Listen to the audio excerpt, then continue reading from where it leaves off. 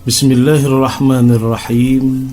Di antara kewajiban yang harus kita sampaikan, yang harus kita tunaikan, yang harus kita laksanakan, bukan hanya ruang lingkup di antara rangkaian rukun Islam dan rukun iman, tetapi menyampaikan apa yang kita ketahui yang bermanfaat kepada orang lain, itu pun adalah suatu kewajiban. Katakan kita mempunyai ilmu, ilmu yang bermanfaat, misalnya ilmu cara membaca Al-Quran, dan itu kita wajib untuk mengajarkan orang lain supaya bisa membaca Al-Quran.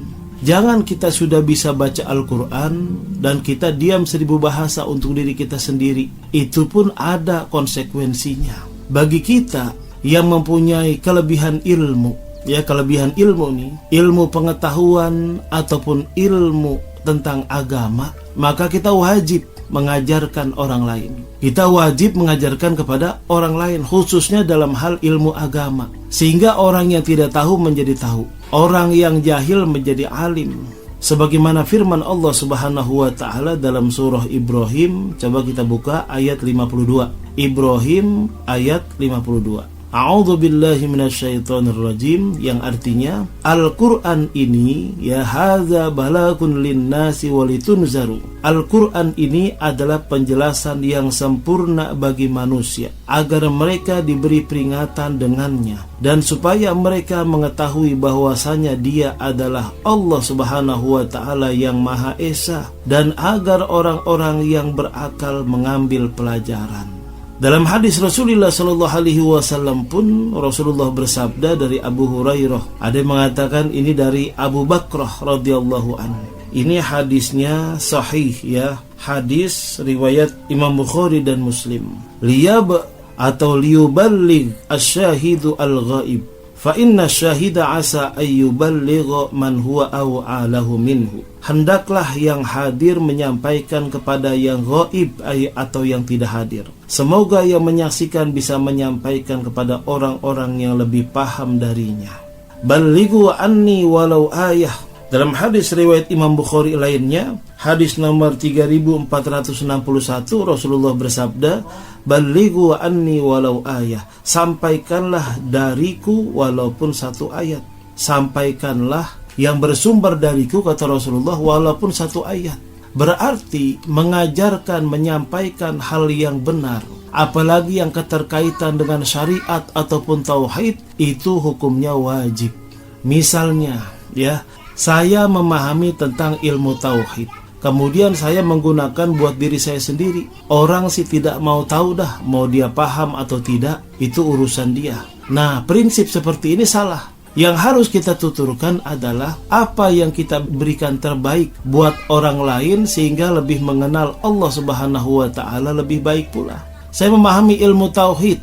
Saya sudah belajar misalnya ilmu sifat 20 kitabnya yang dikarang oleh Al-Habib Utsman bin Aqil bin Yahya, sifat 20. Kemudian saya ajarkan kepada yang lain, dan orang lain pun menjadi lebih paham tentang Allah Subhanahu wa taala. Itu adalah kewajiban saya, kewajiban saya. Secara umum misalnya tentang ilmu pengetahuan, bisa ilmu komputer, kemudian mengajarkan kepada yang lain sehingga orang lain bisa menggunakan komputer.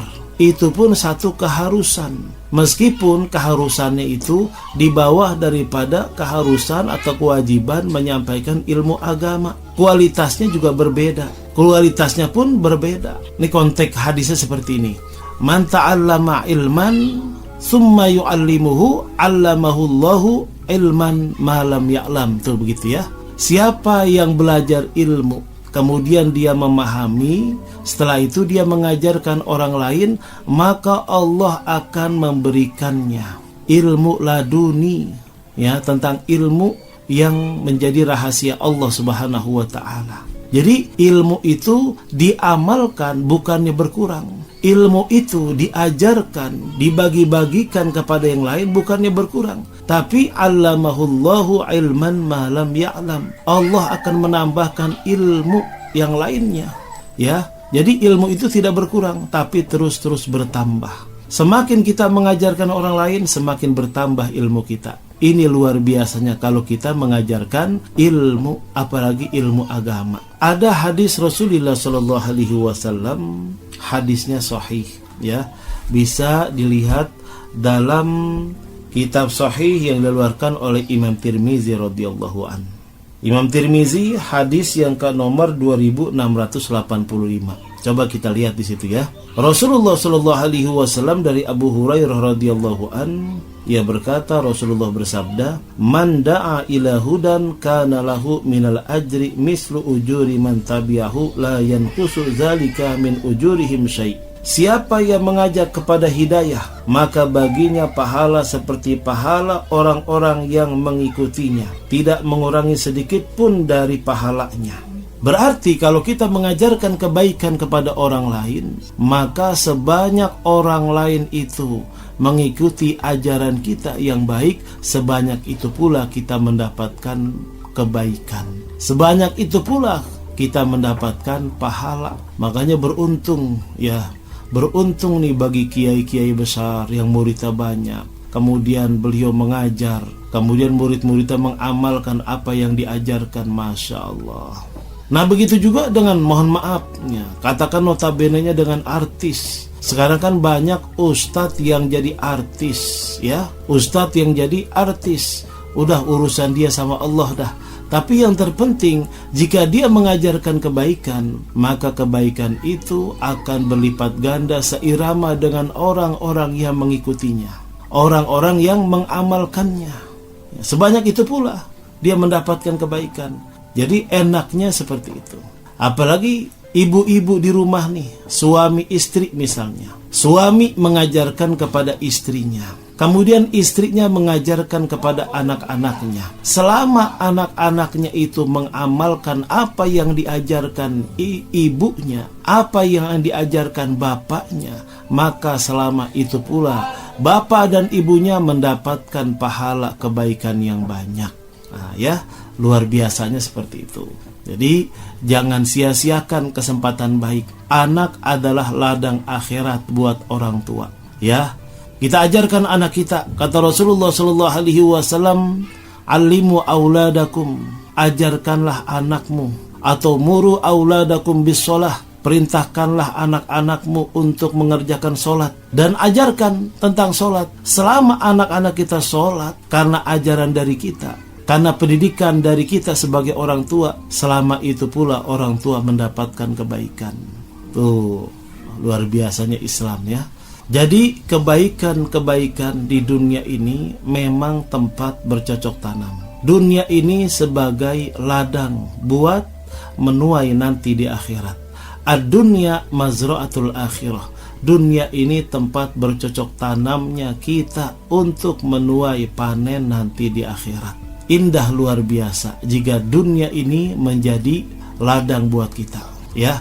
Dan khususnya kita yang menyadari apa? Yang menyadari bahwa dunia ini benar-benar adalah ladang akhirat buat kita. Jangan sia-siakan. Makanya kata Rasulullah Shallallahu Alaihi Wasallam, dan juga dalam Al-Quran Allah menyebutkan, fastabiqul khairat, berlomba-lombalah dalam kebaikan. Fastabiqul khairat, berlomba-lombalah dalam kebaikan. Kenapa? Karena semuanya itu akan mendapatkan ganjaran yang setimpal, balasan yang sesuai. Man sanna sunnatan hasanatan falahu ajrun wa ajru man amila biha bighairi ayyan qusa min ujurihi syai'. Siapa yang menanamkan kebaikan, maka dia akan mendapatkan pahala dan juga pahala orang-orang yang mengikutinya. Tuh ya, tidak dikurangi sedikit pun. Begitu juga dengan ilmu yang kita ajarkan kepada orang lain, kemudian orang lain mengajarkan sampai dia mengamalkan, seperti itu pula ya, kita mendapatkan kebaikan. Makanya guru di sekolah, baik dari TK, PAUD ya, SD, SDIT, SMP, SMA ya, sanawiyah atau sampai aliyah atau sampai ma'had itu, universitas. Kalau mereka mengajarkan mahasiswa dan mahasiswinya kebaikan, maka sebanyak itu pula jika mahasiswa-mahasiswinya mengamalkan, sebanyak itu pula para dosen mendapatkan kebaikan. Tidak dikurangi sedikit pun. Kita akan seperti itu insya Allah. Wassalamualaikum warahmatullahi wabarakatuh.